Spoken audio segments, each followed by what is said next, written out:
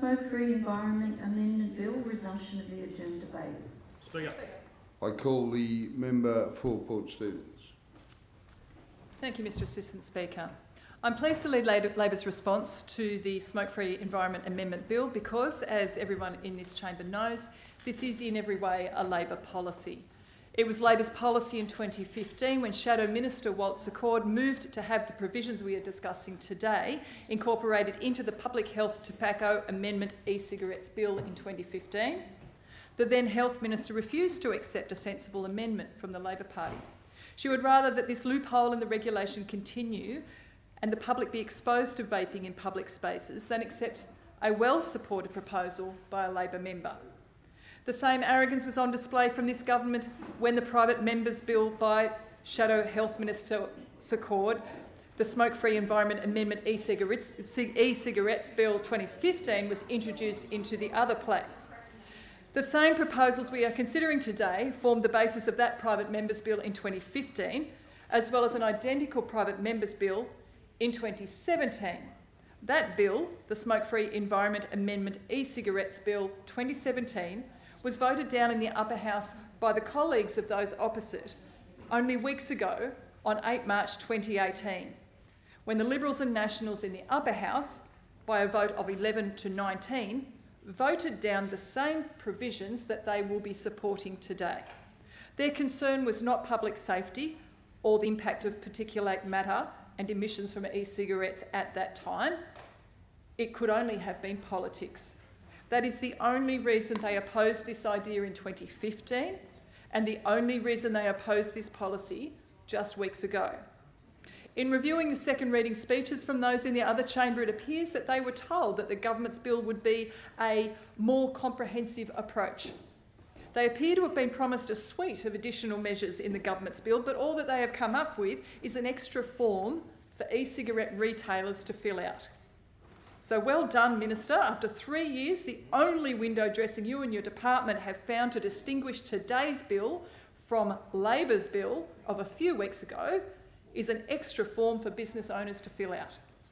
I've described the contents of today's bill as reflecting Labor's policy, and the support for these proposals by Labor is no surprise because Labor has always led the way on addressing the impact of the tobacco industry on public health. In 1992, it was the Keating government which introduced the Tobacco Advertising Prohibition Act, creating the first national prohibition on cigarette advertising. The regulation was strengthened by the Gillard government through the Tobacco Advertising Prohibition Amendment Bill 2010, which expanded its reach to online advertising and further regulated points of sale, taking cigarettes off display.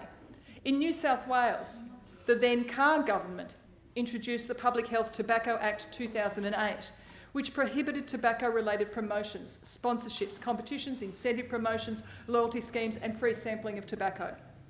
This law also introduced a limit of 1 point of sale per retail outlet and authorised licensed premises to have only 1 point of sale for cigarettes. The New South Wales law was the first to acknowledge that images on the package itself constituted advertising. This leading law restricted the use of cartoons, sporting images, holograms and other images which appeal to young people on cigarette packets. Labor has also led the way on restricting political donations from cigarette companies. In 2010, it was the Keneally government in this place who added tobacco companies to the list of prohibited donors for New South Wales elections. This step recognised the ongoing impact of this sector on the political process and ranked them alongside property developers and the liquor and gambling industries for their disproportionate impact on the political process. At a federal level, donations from tobacco companies are still legal, although federal Labor has taken a position since 2004 of not accepting donations from tobacco companies. Between the time federal Labor ceased taking these donations in 2004 until 2017, the Liberal Party has accepted over $750,000 in donations from Philip Morris Limited and over $900,000 from British America Tobacco Australia Limited. Over that same period, the National Party has accepted $300,000 in donations from Philip Morris Limited and over $850,000 from British America Tobacco Australia Limited. This included $15,000 from Philip Morris in the last financial year. Currently, the largest recipient of tobacco company donations is the Liberal Democratic Party, receiving over $20,000 from Philip Morris Limited last year. And proposals for plain packaging had existed. Under former Prime Minister and former Health Minister Nicola Roxon, another Labor initiative, the Tobacco Plain Packaging Act was passed on 12 December 2011. Proposals for plain packaging had existed from the late 1980s, but successful lobbying efforts had stalled any serious proposal.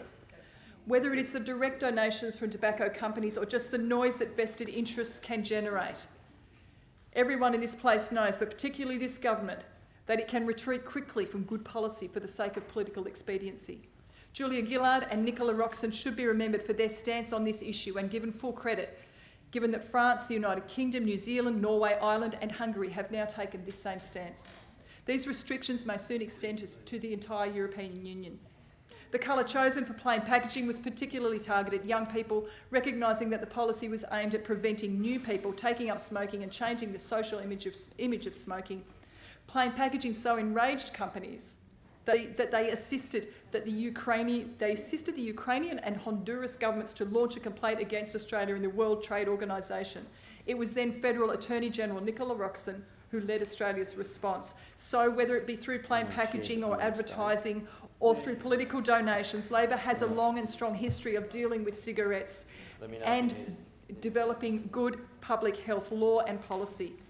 The legislation we debate today builds on the legacy of these past Labor governments to confront not just the health impacts of tobacco, but also the role of those who profit from its sales have had on the political process. The bill we debate today extends the definition of cigarettes to e-cigarettes and restricts their use in public spaces and on public transport in the same way that traditional cigarettes are restricted.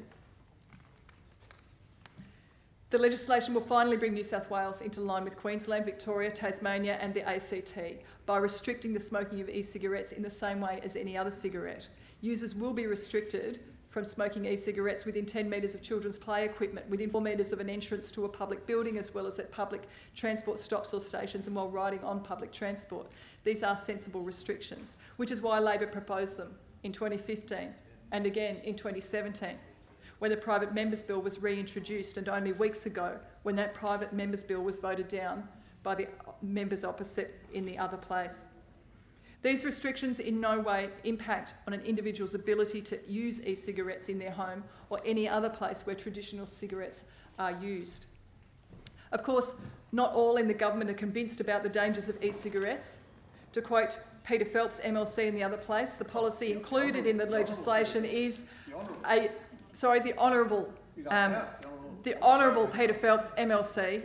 The policy included, according to the Honourable Peter Phelps, MLC, in this legislation is a bad principle, and one should question, and I quote, the honesty and merits of the attitude to health of anyone who votes for it.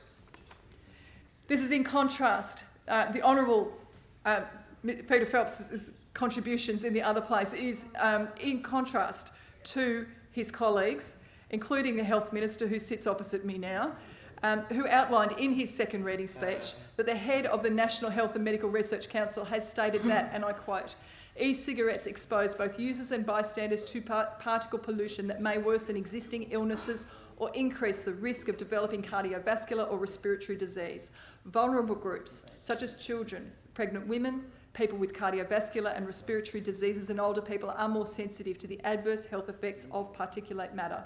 E-cigarette vapours have been found to contain toxins, metals and chemicals. Some of these substances, like formaldehyde, are already known to cause cancer. So this builds on evidence from the US National Academies of Sciences, Engineering and Medicine, which concluded that there is substantial evidence that e-cigarette use by young adults increases their risk of ever using tobacco cigarettes. Speaker, alongside the many public health authorities who are supporting this bill, Labor supports this bill, and I commend it to the House, and I thank its original author, Shadow Health Minister Walt Secord, for his commitment to public health and his hard work in this area. Order. The question is that